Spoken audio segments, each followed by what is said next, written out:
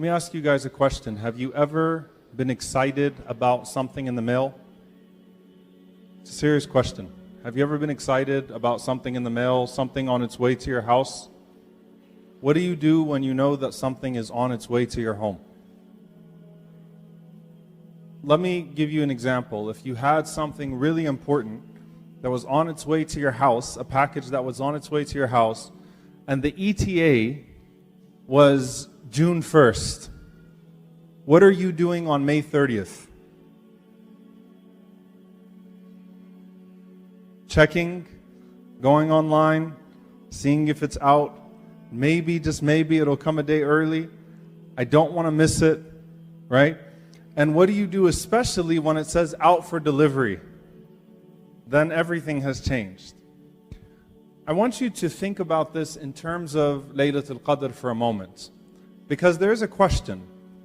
Why even bother with the even nights of the last 10 nights if the Prophet ﷺ said to look for Laylatul Qadr in the odd nights? Why even bother?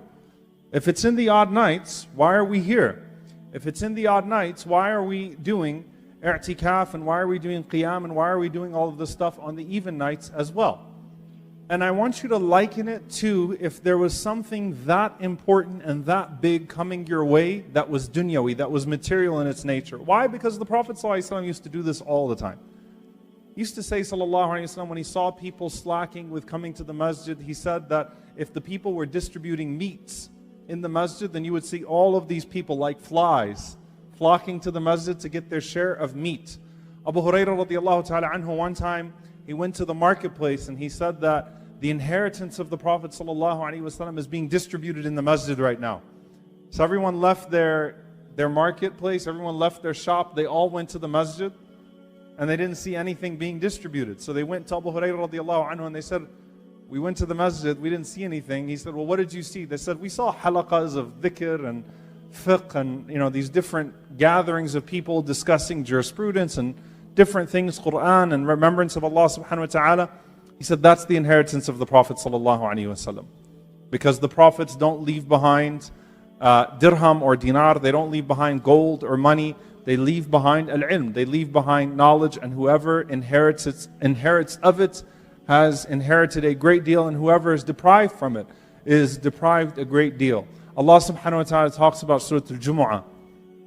Allah mentions in the last few verses of Surah Al-Jumu'ah that if they were to see something within the marketplace, and faddu ilayha wa tarakuka qa'ima, that they would leave you and they would leave the blessing that's in the masjid to hurry up and get back to their shops and open in time and make sure. I mean, you think about it, when they close their shops for Jumu'ah, the race to get back to the shop to open it first. Think about that. But what's here right now? What's at stake and what's on its way? So why bother with the even nights? Number one, khashyata naqs al-hilal. What Imam al-Nawawi rahimahullah mentions, that it could be that the moon sighting is wrong. That what is even is odd, what is odd is even, just because the moon is sighted wrong. There's a deficiency in that. And so in that situation, the 26th night could be the 27th night. The 28th night could be the 27th night. So it could be just that your evens are actually odds right now, and vice versa, and you don't even know. The second thing is what Ibn Taymiyyah rahimahullah mentions, that if the month ends in 29, then it could be that if we're looking at it backwards, that the evens become odd and the odds become even. The third thing is that this is qiyam in Ramadan. And whether it's Laylatul Qadr or not, it's the most blessed time of the year to observe this beautiful practice. The Prophet ﷺ, by the way, one year he observed the last 20 of Ramadan in i'tikaf. There's a whole backstory to that I won't get into right now, but the point being that staying in the masjid and seeking Allah's pleasure in Ramadan, in the last 10 nights of Ramadan, is blessed in and of itself. Every night is an extremely special night. Every night is a chance to be forgiven by Allah subhanahu wa ta'ala. Every night is a chance at redemption. Every night is a chance at having your supplication answered. Every single night is worth that worship. But more than any of that, how many people miss Laylatul Qadr every single time because they make an assumption that it is the 27th night in accordance with the moon sighting or the calculation or whatever it is that we follow in my country. Think about how many people are deprived of that. And you'll always see, by the way, that after these milestones, people celebrate Eid way too early. Right? So after the 27th night, there's a dip. And then after the Khatam Qur'an, that's it. See, we do our Khatam Qur'an on the 29th night. There's a blessing in that. It keeps you engaged all 29, inshaAllah ta'ala. But then there are some that do Khatam hopping the last 10 nights, right? Jumping around from masjid to masjid. Let's go catch as many Khatams as we possibly can. And every year, when we finish the Khatam dua, and we hug each other, and it's like Eid is already here, right? Everyone's ready for Eid now. Let's get to the fighting over the moon sighting for Eid. Let's get it over with now. We got all our du'as out. We feel good. We feel spiritually recharged.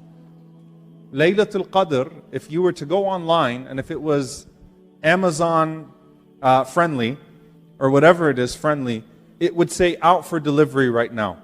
And if there was a check for $1 million that was on its way to your house, or the most precious thing that you've ever ordered that was on its way to your house, a package of gold, or a package of something that was high material, you would look out your window, you would check your mail every single day, you would make sure that there are no boxes that are left in front of your door that someone took. You would be obsessed with making sure that you would not miss it. You wouldn't say, well, it said ETA is June 1st.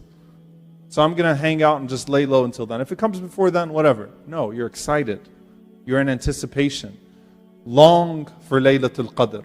Treat every one of these nights, including the even nights, including the dead nights, as a chance.